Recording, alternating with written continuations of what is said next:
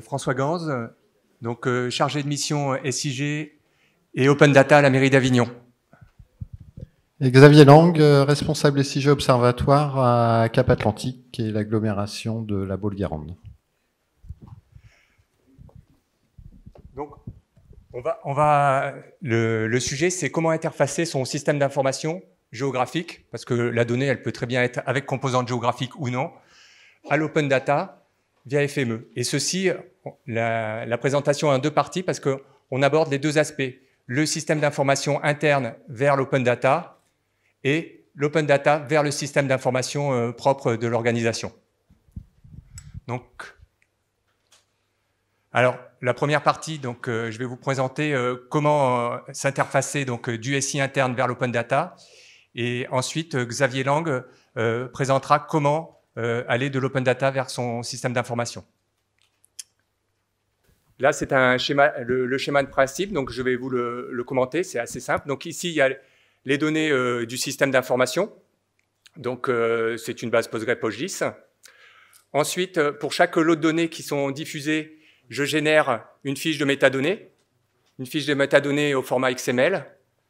Et ça, je le génère à l'aide d'un petit plugin qui s'appelle QSphere. C'est un plugin sur QGIS. Et le cœur, il est ici. Donc, je génère un script qui va me prendre mes données, qui va prendre le template que j'appelle template, ma fiche de métadonnées.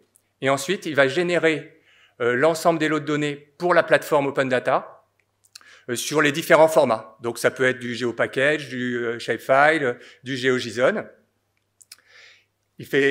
On va le regarder tout à l'heure. Donc, le cœur, c'est l'extraction des données. Ensuite, on utilise, donc dans la région, donc je suis département Vaucluse, région PACA, on a la chance d'avoir une plateforme régionale qui a fusionné avec la plateforme Open PACA. Donc, on a un seul lieu de dépôt, à la fois pour les données, on va dire, Open Data et données Inspire. Auparavant, il fallait verser sur les deux plateformes. Au jour d'aujourd'hui, on n'a plus qu'une seule plateforme qui est mutualisée et deux portails d'animation ou deux structures d'animation. Une structure d'animation pour la partie information géographique et une pour la partie Open Data. Donc, mon SI interne, je disposais pas d'extranet. Donc, la difficulté, c'était hors de question que j'aille synchroniser mes données toutes les semaines, tous les mois sur la plateforme régionale. Donc, en fait, l'idée, ça a été de déposer les données directement sur GitHub. On verra comment, c'est mécanique. Et ensuite, la plateforme de la région, elle ne fait que aller consommer l'URL GitHub sur les différents lots de données ou les différents formats à la fréquence qu'on définit. Donc, on peut lui dire, synchronise-toi tous les mois, tous les ans, toutes les semaines. Autre avantage, c'est que j'ai plus à me soucier de la plateforme nationale. La synchro de la région vers la plateforme nationale, c'est embarqué. Donc, j'ai un seul lieu de dépôt. Ce qui n'est avant, donc la nouvelle plateforme, elle intègre maintenant de la data visualisation, mais la précédente ne l'intégrait pas. Donc, pour moi, une donnée géographique, elle doit de base intégrer un volet data visualisation, parce qu'un tableau CSV, un fichier GeoJSON, pour le commun des mortels, c'est quand même difficile. Un rendu carto, c'est tout de suite plus facile à analyser. Donc, j'utilise la partie UMAP d'OpenStreetMap. Voilà. Et donc, c'est pareil, la donnée, elle est générée directement dans le script FME pour être consommée par UMAP. Et ensuite, pour l'animation, enfin, pour le volet local, donc j'ai pas de plateforme de données à donner sur le site institutionnel. Je fais juste tout simplement des référencements d'URL préfiltrés sur l'organisation. Donc, je renvoie sur DataSud pour la partie Open Data de la collectivité préfiltrée sur l'organisation, et idem pour le volet cartographique. Donc, le script en quelques mots. Donc, il y a les données en entrée. Ici, je fais l'extraction de données, c'est-à-dire je filtre que les données qui ont un attribut, on va dire, licence ouverte, et puis les données qui ne sont pas les données supprimées. Ensuite, ici, il y a un petit script spécifique qui fabrique directement le résumé UMAP, parce que l'idée, c'est pour optimiser la vision sur la carte. Donc, la pop-up, je ne vais pas la paramétrer sur l'outil. Je génère le contenu de la pop-up directement dans le script d'extraction, ce qui fait que si j'ai des nouveaux attributs, des nouveaux champs, j'ai juste à modifier la génération, le contenu de la pop-up, mais mon référencement sur ma donnée, il est en temps réel, c'est-à-dire il est indépendant de ce que la pop-up est contenue dans le lot de données.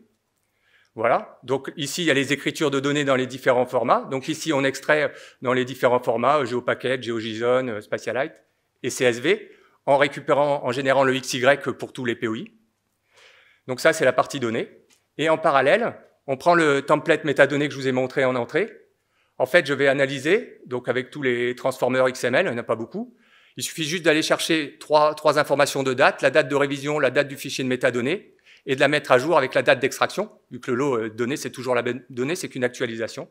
Et ensuite, on génère deux fichiers, le fichier XML, et puis via une feuille de style, le fichier HTML, pour que, toujours le même principe, il faut que la donnée elle soit lisible par le commun des mortels, donc il y a toujours son pendant en HTML. Le tout est déposé sur une ressource locale, et puis je fais un post-traitement avec FME, qui est tout simplement une synchro GitHub. Voilà. Et donc voilà pour le traitement. Et ensuite, je reviens, voilà. Et donc, ici la plateforme DataSud, c'est ce que je disais en introduction, elle fait juste référencer l'URL qui est sur GitHub avec un paramètre de fréquence de synchronisation. Et sur UMAP, lui, il y a une option dans UMAP, soit on charge la donnée dans UMAP, soit on lui dit tu la charges à la volée au moment de l'affichage de la carte. Et je dirais que là, il y a une petite nouveauté, c'est que je suis en train de changer ce lien, là, cette flèche orange. Je la pointe plus vers UMAP, vers GitHub, mais tout doucement vers les nouvelles, je la pointe directement vers le bas, vers DataSud. En fait, c'est pour avoir des statistiques. Et là, en la pointant directement ici, je vais avoir les statistiques de la plateforme qui dira le nombre de fois que le fichier a été téléchargé. Donc, en plus, sur la DataVis, j'aurai les statistiques qui remontent de DataSud. Voilà. Et alors après, bon, ça c'est la partie technique. Après, il faut animer pourquoi faire de l'open data dans la structure et comment les amener à réfléchir en données ouvertes. Donc en fait, je pars de l'usage. Souvent, les gens, ils ont besoin d'une carte grand public, soit pour la nuit des musées, soit pour les pistes cyclables, soit pour X ou Y. Donc j'aurais dit, bah, pas de problème, si je vous fais ça. Donc, pour vous faire une carte, on va dire, citoyen grand public sur un site institutionnel ou un site de l'Office du tourisme, par contre, moi, j'utilise des outils open source. Donc, si j'utilise des outils open source, je vais pas mettre de la donnée privée. Sinon, c'est pas cohérent. Donc, ils sont d'accord. Donc, je leur dis, bon, donc, vu que vous êtes d'accord pour que la donnée soit ouverte, donc, on va la mettre en open data, de fait en DataSud, et après, je génère la carte. Donc, par l'usage, je les amène à réfléchir sur l'open data et à ce que nos données soient au fil de l'eau, elles passent en open data, dès lors où, bien sûr, il n'y a pas de risque. Hein. Je ne vais pas proposer sur un réseau de gaz ou un réseau ERDF. Voilà, et là, il y a deux exemples. Donc, bon, on peut cliquer dessus. Il renvoie sur le site de la région. Bon, on va les prendre sur la végétalisation participative, par exemple. La végétalisation participative, le principe, c'est le suivant. Dans le système métier, les personnes mettent à jour leur jardin partagé, leur végétalisation participative. Et le script que je vous ai montré en introduction, il va balayer une fois par semaine ou une fois par mois, je ne sais plus la fréquence que j'ai donnée, la base de données. Et en fait, il extrait pas toutes les données, il extrait uniquement les projets terminés. Donc, il y a un filtre, projet terminé, et il les pousse sur GitHub, et DataSud consomme GitHub une fois par semaine ou une fois par 15 jours, et les cartes s'actualisent toutes seules. Je ne sais pas si ça va.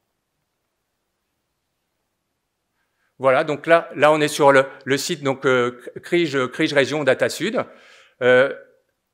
Voilà, et on retrouve ici les lots de données qui sont en fait connectés, qui sont enfin moissonnés ou je sais pas ou consommés à partir de l'URL produite sur GitHub.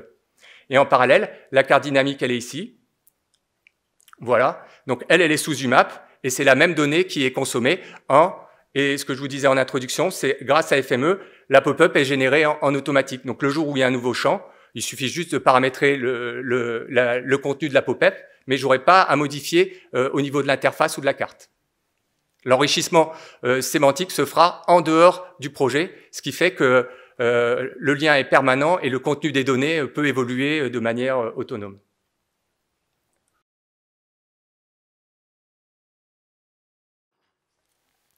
Donc, je vais vous présenter la deuxième partie qui est comment interfacer son système d'information avec l'open data en prenant le cas pratique du cadastre et notamment du PCI Vecteur. Hop là. Donc avant l'ouverture du PCI Vector, nous déjà on est un territoire qui sommes sur 2 départements et 2 régions, à préciser. Donc on recevait tous les ans des départements 44 et 56 les données PCI Vector qui les mettaient à disposition sur leur plateforme. Donc pas dans les mêmes temps, voilà, donc c'est des choses, on allait voir, si on avait les fichiers, on attendait de recevoir un mail, ça se passe entre août et septembre, mais on ne sait pas trop quand. Ensuite, au sein du système, donc on faisait toute l'intégration déjà avec FME, mais on avait une multitude de traitements. Alors déjà une différenciation entre les traitements pour la génération pour l'intégration du PCI Vector sous PostGIS et un autre traitement pour la CAO. Des premiers traitements pour une intégration dans un espace de test. D'autres traitements pour la mise en diffusion et encore d'autres traitements pour des post-traitements sur notre système par rapport à la mise à jour du cadastre. Donc on était sur du téléchargement manuel, une mise à jour assez longue qui prenait entre 1 et 2 mois, alors pas de temps effectif, mais qui s'étalait sur 1 et 2 mois. On n'avait qu'une mise à jour par an, c'est qu'une livraison des données annuelles. Et comme je dis, là au moins 6 workbench pour exécuter le traitement. C'était même un petit peu plus que ça. Donc quand il y a 2 ans, je crois à peu près, donc le PCI Vector a été ouvert. Et donc on a refait entièrement le traitement. On a quand même pris les briques qui existaient déjà pour les intégrer dans un seul traitement. Et ce que commence à faire ce traitement, c'est qu'il va regarder sur la plateforme du gouvernement où sont déposés les fichiers. Alors quand je dis le PCI Vector, je parle des formats IDGEO. C'était les premiers formats qui étaient déposés, parce qu'il y avait aussi les formats SHEP et GeoJSON. Mais c'est vrai qu'à l'époque, il y avait un peu plus de problèmes avec ces formats, donc je suis vraiment resté sur le format IDGEO.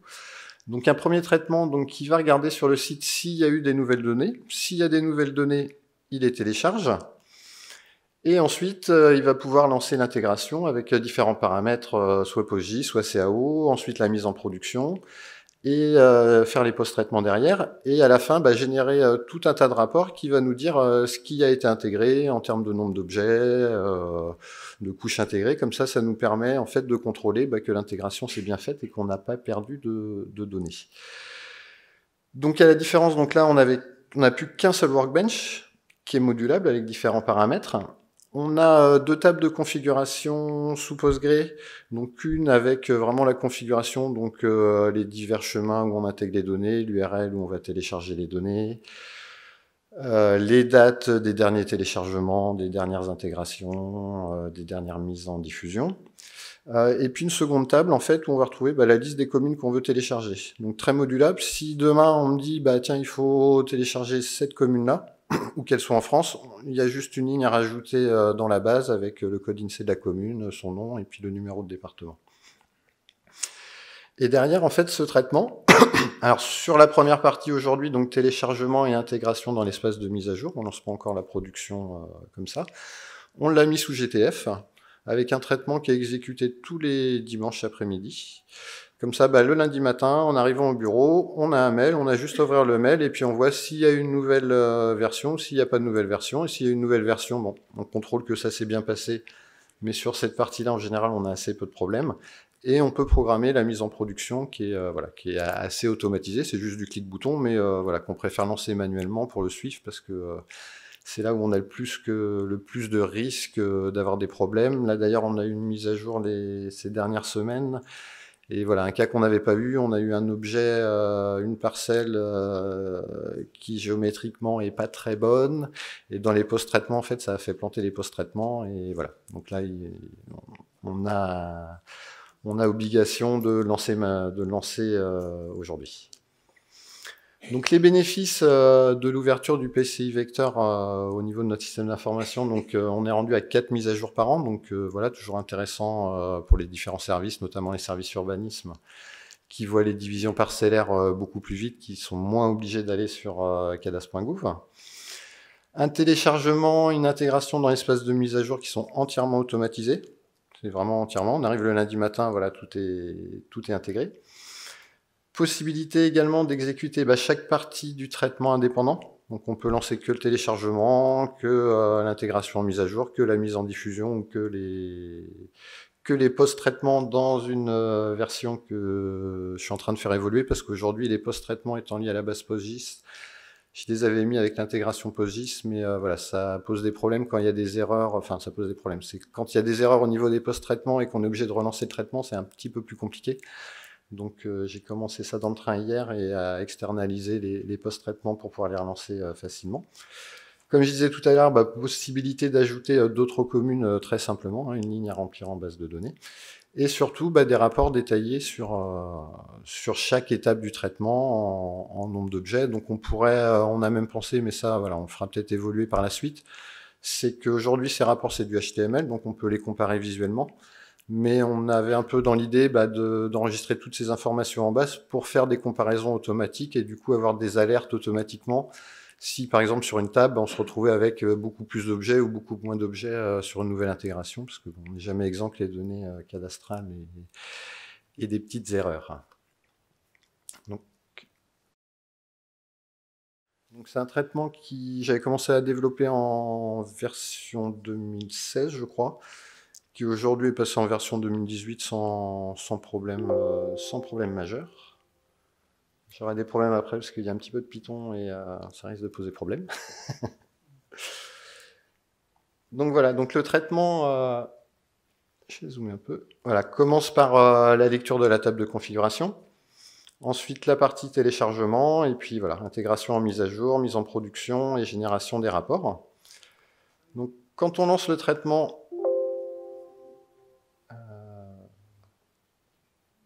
exécuter quand même. Voilà, on retrouve différents paramètres, donc un identifiant de configuration, ça c'est vraiment en base de données parce que voilà, de la manière dont ça a été fait, on peut même imaginer avoir plusieurs configurations différentes pour faire plusieurs intégrations différentes.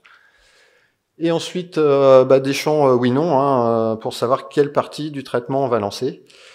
Et voilà, le fichier rapport principal en destination. Une petite chose, alors ça qui est lié au post-traitement, mais donc ça c'est un paramètre que j'avais mis dans les post-traitements. Donc c'est le nom de notre base de données de notre WebSIG, parce qu'il y a un traitement par rapport à ça. Sauf qu'il était au fin fond du post-traitement et je relançais le traitement en oubliant que le nom de la base avait changé. Donc voilà, j'ai préféré le mettre ici, même si voilà, c'est vraiment lié au post-traitement. Et puis également une destination Excel, ça c'est des contrôles qu'on fait par rapport à nos adresses. Donc voilà, donc ce que je voulais vous montrer, c'est vraiment la partie téléchargement, parce que après voilà, l'intégration dans nos bases métiers, elles sont propres à notre système. Donc je commence par voilà, tester mon paramètre, savoir si j'ai du téléchargement. Si on exécute le téléchargement, donc avec le HTTP caller, je vais me connecter sur la page où on va retrouver le cadastre. Alors le premier problème auquel j'ai dû faire face, c'est qu'on n'a pas l'information sur la dernière mise à jour. Il n'y a pas un endroit où on peut aller savoir quelle est la dernière mise à jour. Donc ce que je fais, on est sur une page HTML assez simple avec juste la liste des répertoires avec la date d'intégration.